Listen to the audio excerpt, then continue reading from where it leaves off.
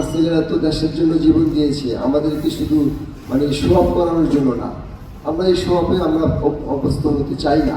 আমি আমি মেনে নিতে পারি না যে আমার ফারহান নেই। আমি এই কলেজে কিনা আসতে পারি। আজকে আমার আরও 3টা প্রোগ্রাম ছিল, আমি কোথাও যেতে পারতেছি না। জুলাই আসলে আমাদেরকে সবাই ডাকে বিভিন্ন প্রোগ্রামে স্মরণ করে।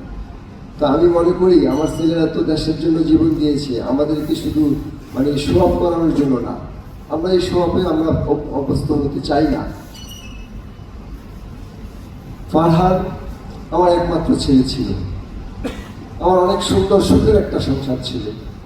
আল্লাহ পাক আমাকে কোনো অংশে কোনো দিক থেকে ঘাটতি রাখেনি। আমার একটা ছেলে একটা মেয়ে আছে। আমি এখনো কেউ জিজ্ঞেস করে আমি বলি আর ছেলে এক মেয়ে। আমি আমি মেনে নিতে পারি না যে আমার ফারহান নেই। In the heart of the city rises a destination built for greatness. International Convention City, Bosundhara. Life takes a new course.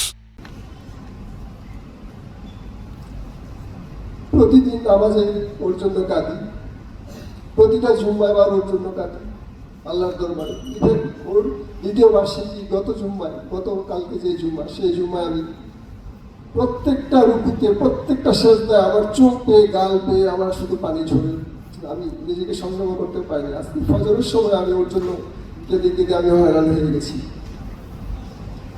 তবে আমি আজকে কাঁদবো না, কারণ আমি যদি কেঁদে ফেলি, আমি কিছু কথা বলতে চাই আজকে, আমি সেই কথাগুলো বলতে পারবো না।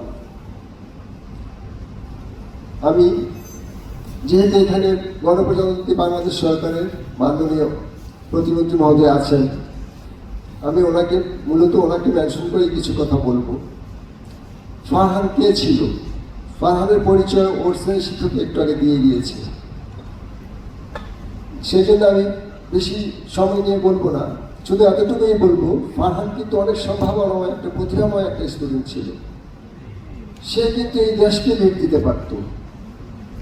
এই দেশ আমি যেমন হারিয়েছি, এই দেশও একটা অমূল্য রত্ন হারিয়েছে। সুতরাং ফারহানদের মূল্য আপনাদেরকে সবসময় দিয়ে যেতে হবে। শুধু বিশেষ বিশেষ দিনগুলোতে ওদেরকে স্মরণ করলে হবে না। আজকে দেখেন 2024-এর 1 জুলাই থেকে যখন কোটা বিরোধী আন্দোলন চলতেছিল সমগ্র দেশে, তখন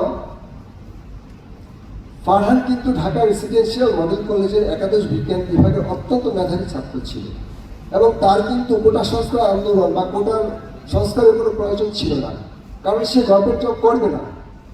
তার ইচ্ছেই ছিল না গভর্নমেন্ট জব করা। তার ইচ্ছে ছিল সে ইন্টারমিডিয়েট কমপ্লিট করে উচ্চশিক্ষার জন্য সে হায়ার এডুকেশনের ইগোতে চলে যাবে, এবং উচ্চশিক্ষায় শিক্ষিত হয়ে সে গবেষণায় লিপ্ত হবে। গবেষণায় মূলক এমন কাজ করবে দেশের জন্য সে কিছু করবে, অথচ সে দেশের জন্য এত অল্প বয়সে তার সর্বস্বই দিয়ে দিবে, এটা আমরা কোনো কল্পনা করতে পারিনি। 18 জুলাই 2024 সারা দেশে সেদিন কোটা আন্দোলনের সাথে স্কুল, কলেজ, প্রাইভেট ইউনিভার্সিটি যখন সকাল থেকে আন্দোলনে লিপ্ত হয়, তখন যত বেলা বাড়তে থাকে আন্দোলনের তীব্রতা বাড়তে থাকে। এক পর্যায়ে দুপুর 2টা থেকে 2:30টার মধ্যে ধানমন্ডি 27 নম্বরে যখন ফারহান গুলিবিদ্ধ হয়, ওর গুলিবিদ্ধ দেহটা যখন রিক্সা করে হসপিটালের উদ্দেশ্যে নেওয়া হচ্ছিল, তখন ওই ছবিটা এবং ওর আন্টি একটা পোস্ট দিয়েছিল যে this is Farhan Faiyaz, is dead now, you want justice. ওই 2টা ছবি মুহূর্তের মধ্যে এত বেশি শেয়ার হয় যে তৎকালীন ফ্যাসিস্ট সরকার ওই সময় ইন্টারনেট বন্ধ করে দিতে বাধ্য হয়, এবং ইন্টারনেট বন্ধ করে দিয়ে গণহত্যা চালায়। তো তারই ধারাবাহিকতায় ফ্যাসিস্ট কিন্তু পালাতে বাধ্য হয়, কারণ ফারহানের মৃত্যুটা কেউ নিতে পারেনি। ফারহানের মৃত্যুর কারণেই কিন্তু জুলাই আন্দোলনটা বেগবান হয় এবং আন্দোলনের স্ফুলিঙ্গ চতুর্দিকে ছড়িয়ে পড়ে।